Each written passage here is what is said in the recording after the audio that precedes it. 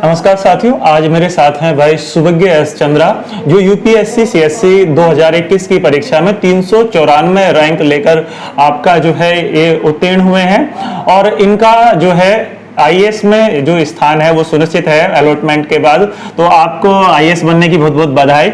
शुक्रिया। कैसा लग रहा है आपको? हाँ, अच्छा लग रहा है। अच्छा, एक स्थान मिला है तो उससे सब लोगों का जो प्यार मिल रहा है उससे बहुत खुशी हो रही है। तो साथियों, मैं आपको बता देना चाहता हूं कि जो है सुभज्ञ भाई हमारे कस्बा हसनपुर से ही हैं, लेकिन ये रहते वर्तमान में आपका दिल्ली में है। इस वजह से थोड़ा सा आपका जो रिजल्ट था वो काफी समय पहले आया, लेकिन इनका इंटरव्यू जो है आज ही इतने समय बाद हो रहा है। तो उसमें कोई बात नहीं, हम इनसे जानेंगे इनकी जो है किस तरह से इन्होंने यूपीएससी की तैयारी की और किस तरह का इनका जो है पूरा रणनीति रहा। तो आपको यूपीएससी की तैयारी के लिए मोटिवेशन कहाँ से मिला? मेरे स्वर्गीय मामा जी श्री जयप्रकाश सागर जी, वो आईएएस से रिटायर हुए हैं और उनको काम करते देख मेरे को क्या कहते हैं बहुत ही प्रेरणा मिली उनसे। और जब वो क्या कहते हैं लोगों के लिए काम करते थे, इतना समय निकालते थे अपने काम के प्रति, इतना ज़्यादा डेडिकेटेड थे पूरे लाइफ टाइम, तो उसको देख के, उस चीज़ को देख के मेरे को बहुत मोटिवेशन मिला। मुझे लगा कि मुझे भी ऐसा ही कुछ करना चाहिए। तो आपकी जो है मतलब मोटिवेशन का जो एक आधार रहे वो आपके मामा जी रहे? हाँ। अच्छा, आपने जब यूपीएससी की तैयारी की तो उसके लिए आपकी किस तरह की रणनीति रही कि आप अपना इन स्थान जो है इसमें सुनिश्चित कर पाए? मुझे पहले तो क्या कहते हैं बेसिक्स क्लियर करने थे, जैसे कि हिस्ट्री, सिविक्स, ज्योग्राफी, जो कि हम लोग क्या कहते हैं स्कूल में पढ़ते हैं, वो सबको मैंने दोबारा से शुरू किया क्योंकि मैं साइंस बैकग्राउंड से हूँ, तो मुझे उन चीज़ों में इतनी पकड़ नहीं थी। उसको पकड़ करने के बाद फिर बाद में मैंने ऑप्शनल पे बहुत ध्यान दिया, जो कि मेरा मैथमेटिक्स था। तो उसके साथ साथ क्या कहते हैं प्रयास करते करते चौथे अटेम्प्ट में मेरा इस बार सिलेक्शन हुआ। अच्छा, जैसे आपने कहा कि आप साइंस बैकग्राउंड के स्टूडेंट रहे, तो आपका जो टोटल एजुकेशनल बैकग्राउंड है उसके बारे में थोड़ा सा एक बता दीजिए हमारी ऑडियंस को। मेरा स्कूलिंग साइंस बैकग्राउंड से ही हुआ है। 12वीं में मैंने क्या कहते हैं कंप्यूटर साइंस लिया था और फिजिक्स केमिस्ट्री मैथमेटिक्स मेरा सब्जेक्ट था। सीबीएसई से मैंने पढ़ाई करी है। उसके बाद मैंने कॉलेज आईआईटी बॉम्बे से पास किया है 2012 से 2016। जी, तो जब मतलब हमें जो जैसे आप यूपीएससी की तैयारी के हैं, तो आपके बात करने से मुझे लगा कि हमें जो है आपका 11th 12th में भी वही सब्जेक्ट चुनने चाहिए जो हमारा मतलब इंटरेस्ट जिन पे हो। तो आप आईआईटी मुंबई के विद्यार्थी रहे हैं? हाँ। अच्छा, आपने सैमसंग में, जैसा कि मैं जाना आपके बारे में, तो सैमसंग में भी आपने जॉब किया है, तो उस जॉब को करते समय ये प्रेरणा आई आपको तैयारी की?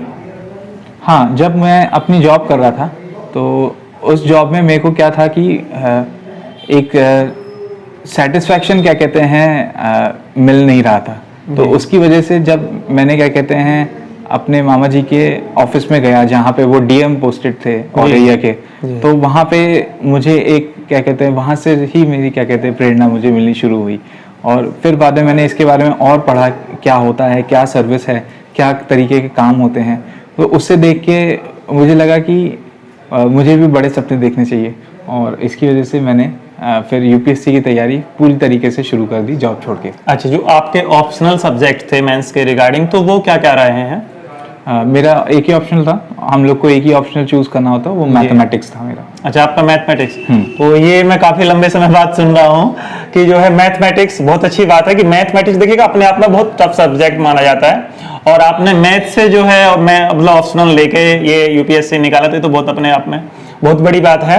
और इंटरव्यू में जैसे कि हम सुनते हैं कि जो सोशल मीडिया पे काफी सारे क्वेश्चंस जो है आपका फॉरवर्डेड होते रहते हैं, बड़े बड़े मजेदार क्वेश्चन के जो मतलब जो आपका इंटरव्यू होता है एक प्रकार से आपका पर्सनली टेस्ट होता है, तो कि भाई उसमें आपकी शर्ट में कुल कितने बटन हैं ये देखकर बताइए, आप जो आए हैं मतलब टोटल यहाँ ऊपर तक तो कितनी सीढ़ियां हैं। तो इस तरह के क्वेश्चन क्या इंटरव्यू में पूछे जाते हैं या कुछ अलग तरह के क्वेश्चन आपसे क्या पूछा गया इंटरव्यू में? खैर इस टाइप के सवाल मेरे से तो नहीं पूछे गए, बट इंटरव्यू जो यूपीएससी का होता है वो एक तरीके से एक कन्वर्सेशन होता है, बातचीत होती है।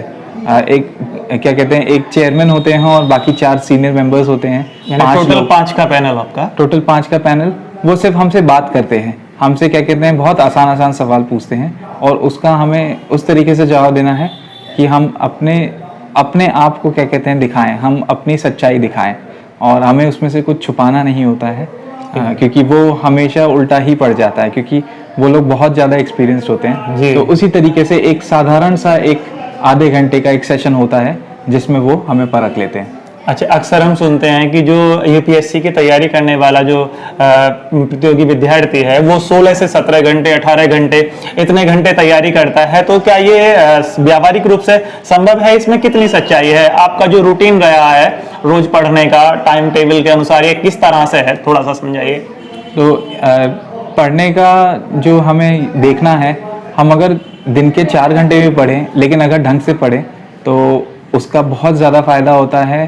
अगर हम कंपेयर करें कि कोई 12 घंटे पढ़ रहा है और उसके दिमाग में कुछ नहीं घुस रहा है, तो हमें ये देखना है कि जैसे एग्ज़ाम के पास आते आते काफ़ी ज़्यादा घंटे बढ़ जाते थे दिन के पढ़ाई के, कभी कभी 12 से 13 घंटे भी हो जाता था।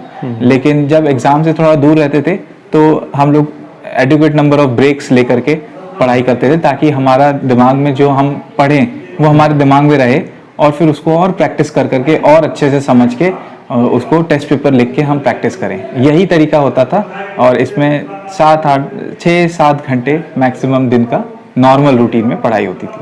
अच्छा, जो बुक्स होती हैं आपके हिसाब से कौन कौन सी बुक्स आप रिकमेंड करेंगे यूपीएससी की तैयारी करने वाले जो भी विद्यार्थी हैं उनके लिए?